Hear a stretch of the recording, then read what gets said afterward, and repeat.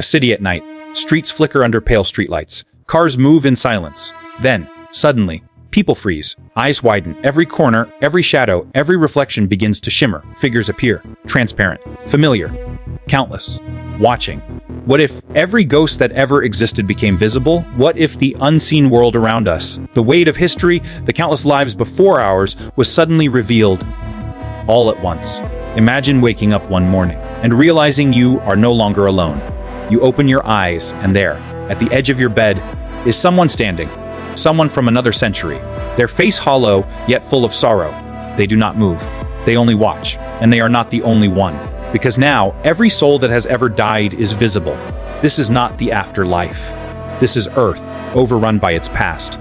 Throughout human history, the idea of ghosts has followed us like a shadow. From ancient Egypt's Ka, spirits, to the Chinese, Hun, and Po, to medieval Europe's restless dead, every culture has told stories of those who linger. But what if these were not stories anymore? What if, through some sudden change, biological, technological, or cosmic, our eyes evolved or were altered to perceive what has always been hidden? The unseen frequencies, the spiritual residue, the energy of the departed. For the first time in history, humanity would be able to see its dead. And that moment would change everything. The transformation begins, it starts small. At first, only a few people notice something strange. A shape in the hallway. A figure standing in a mirror where no one stands. Skepticism spreads, until it happens everywhere, all at once. Cities choke with whispers. Children cry in terror, pointing at shadows their parents cannot deny. Governments scramble to explain the phenomenon. Scientists flood laboratories, testing eyes, lenses, wavelengths. And then the truth becomes undeniable. Every human being, every living creature capable of sight, can now perceive a layer of existence that had always been hidden. What would we actually see? To understand this, we must imagine what seeing a ghost would mean. Ghosts, as described in centuries of belief, are not material. They are not flesh and bone. But in this scenario, something allows our perception to expand beyond the visible spectrum, into the field of consciousness itself. Perhaps electromagnetic frequencies of thought or quantum remnants of neural energy are made visible. In this world, ghosts are everywhere.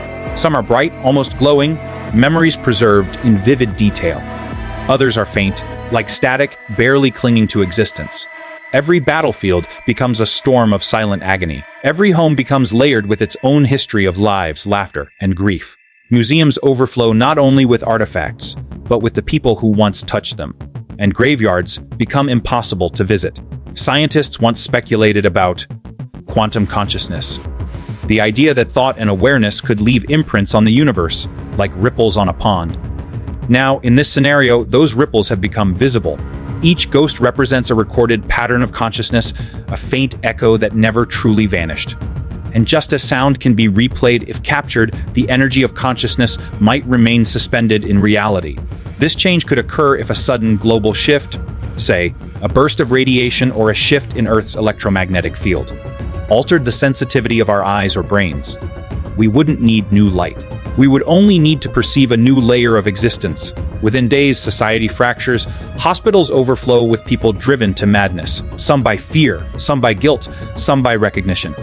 Because now, everyone can see the people they lost. The mother who passed 10 years ago, the child taken too soon, the stranger who died in the same house a century earlier. There would be no escaping memory, no privacy, no forgetting. And soon, darker questions rise.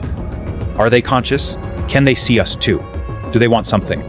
Religious institutions ignite with debate. Some call it revelation, the proof of the soul. Others call it punishment, the end of human ignorance. Atheists and scientists divide. Half seek a rational explanation. Half begin to doubt everything they once believed. Let's think in numbers. Over 100 billion humans have lived and died on Earth. If every one of them now appeared, regardless of visibility, they would vastly outnumber the living. Every street would be flooded with spectral forms. Entire cities would shimmer with translucent layers of people from every era: soldiers, merchants, farmers, kings. The air would seem thick, heavy, alive. Every motion would pass through echoes of the past. And as night fell, the sky itself would glow faintly with the countless spirits of those who once looked up at it. For centuries, humanity built its identity on mystery, believing that death was an unknown frontier. But now, that frontier is gone. Archaeologists would weep in awe. Imagine walking through the ruins of ancient Rome and seeing not just stone arches, but Romans themselves standing among them, unaware they are long dead.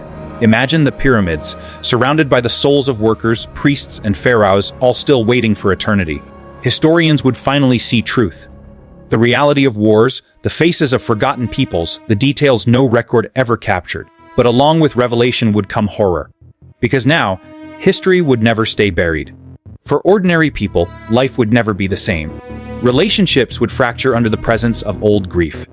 A widow, seeing her husband's ghost, would no longer know how to move on. Children might speak to their lost parents as if they never left. And some ghosts might appear differently. Some might not be calm observers. Some might be replaying their final moments again and again.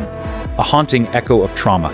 In the dark corners of war zones, millions of spirits might scream in silence, trapped in the memory of their deaths. This is not just a world of revelation. It is a world of torment, shared between the living and the dead. Within weeks, world governments intervene. Religious conflicts erupt. Nations close borders. Scientists race to isolate the cause. Believing this, second sight may be reversible. Mass hysteria spreads. News channels broadcast endless footage of visible spirits caught on camera. Meanwhile, technology adapts. Corporations begin selling ghost filters, glasses or screens that hide what people can no longer bear to see.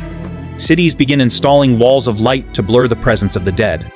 But others resist. Spiritual movements form overnight, claiming the veil between worlds must remain open. They preach that this vision is humanity's destiny, to finally live alongside the truth. The earth becomes divided, those who wish to see and those who wish to forget. The world slows down, productivity collapses, economies crash. Because who can focus on daily work when surrounded by the echoes of the dead? Factories go silent. Schools close. Airports become deserted as travelers fear haunted skies. And in the stillness that follows, something unexpected happens. People begin to listen. They start to walk slower. They speak softer. Because for the first time in history, humanity feels the weight of its own existence, not as a number, but as a legacy made visible. Every place we stand, someone once stood. Every breath we take, someone once took before us. The world is silent. Cities stand still, their lights dim beneath the weight of a revelation too vast to understand. Billions of living people stare into an ocean of the dead, and then one ghost moves. It looks at us.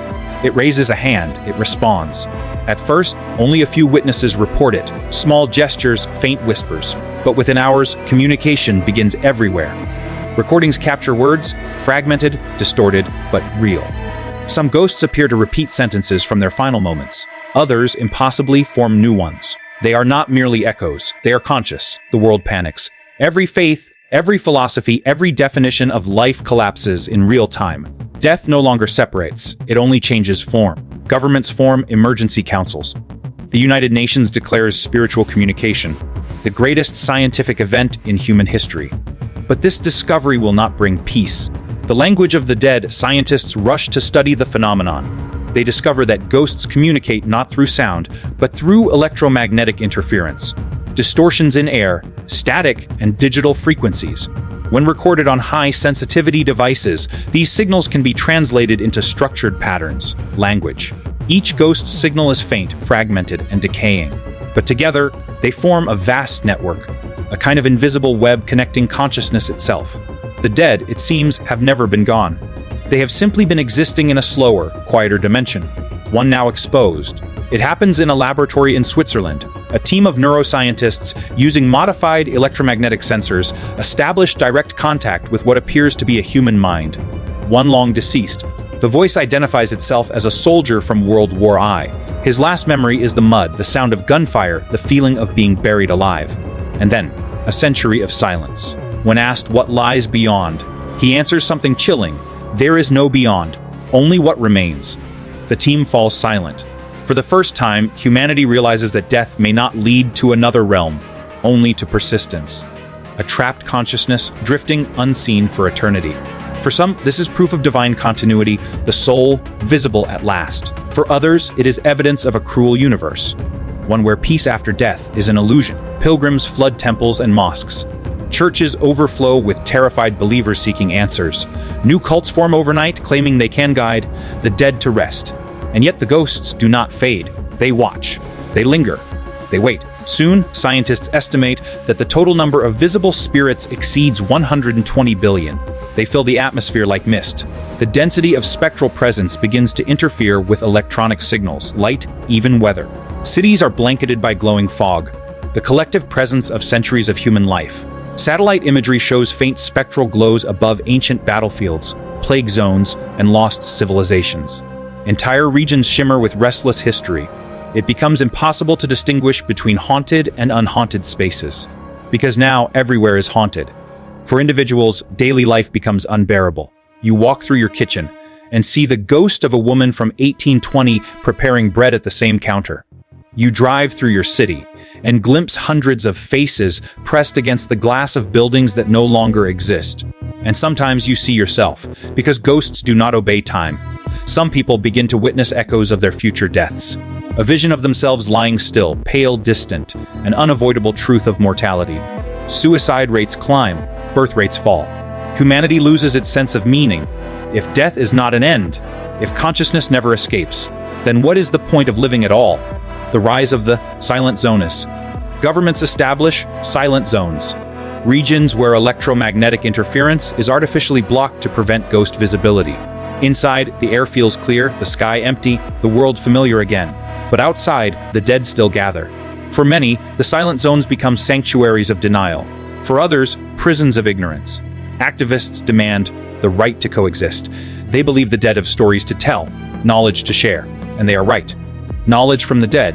When scientists refine communication technology, something extraordinary happens. The ghosts begin to share memory.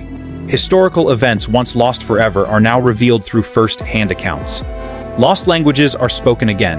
Ancient inventions, forgotten cures, buried wisdom, all flow back into the world. A Roman architect describes the original blueprint of the Colosseum. A plague doctor explains early vaccination experiments never recorded. An Egyptian priest recites a ritual forgotten for 4,000 years. The past speaks, and the living listen. Humanity enters a golden age of knowledge. But with revelation comes a darker side.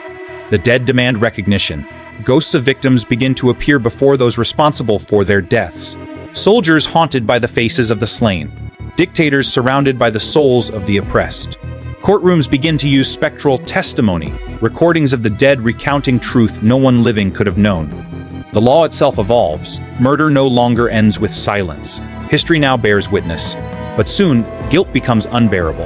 Entire nations face the visible consequences of their ancestors' actions. Colonial empires crumble under the spectral presence of those they destroyed. The past refuses to stay buried. Physicists begin to notice a shift in the planet itself. Ghost density, this invisible ocean of consciousness, begins to affect the Earth's magnetic field. Subtle distortions in gravity, light refraction, and temperature are observed. It is as if the dead, collectively, exert a physical pressure on reality. The northern lights glow brighter than ever before, charged by the energy of countless souls. Thunderstorms intensify around ancient battlefields. Entire coastlines shimmer at night, illuminated by centuries of drowned sailors. The border between the physical and spiritual is no longer stable. The merge then, the unthinkable happens. Ghosts begin to touch the world. At first, small disturbances, a curtain moves with no wind. A door closes gently by unseen hands. A glass trembles on a table. Machines malfunction, power grids collapse. And one night, an entire city loses light, blanketed in glowing figures. Witnesses claim the ghosts moved in unison, reaching out, grasping, searching, connecting. For the first time, the living feel the dead, a cold, electric sensation running through the air. The world realizes the veil is not just thin, it is breaking. As contact deepens, something ancient awakens in human consciousness. Dreams become vivid, shared, collective. People begin to see through the eyes of the dead. Memories mix, past and present intertwining like tangled film. The living start recalling lives they never lived. Entire generations experience déjà vu on a global scale. It is as if humanity's collective mind is expanding, absorbing the knowledge, pain, and memory of every soul that ever lived. The price identity itself begins to blur. Years pass. The difference between living and dead fades. In cities, spectral figures walk among people. Calm now, silent, familiar. Children grow up seeing ghosts as normal companions. The world becomes quieter, slower. Its chaos tempered by the constant reminder of mortality and memory. Science no longer studies death. it studies continuity. The Earth, for the first time in history, becomes whole, a planet shared by the visible and the invisible, the present and the past. But not all is peace. Some spirits remain lost, twisted, bound to pain. Hauntings evolve into storms of energy that devour everything around them, fields of anguish that warp reality itself. To control this, humanity begins to explore new technology, machines capable of stabilizing consciousness, preventing fragmentation after death. They call it Project Continuum. In the end, humanity learns something profound. Ghosts were never the enemy. They were history, memory, and consequence. They were the proof that everything we do, every thought, every act, leaves an imprint on the world. We are not separate from those who came before. We are extensions of them, carrying their unfinished stories forward. The living and the dead are not two worlds. They are one continuous echo of existence. If we could see every ghost that ever existed, we would finally understand how crowded eternity truly is. We would learn that the past never dies. It only waits to be remembered. But perhaps there's one question still unanswered. If we can see them now, what happens when they decide to see us completely?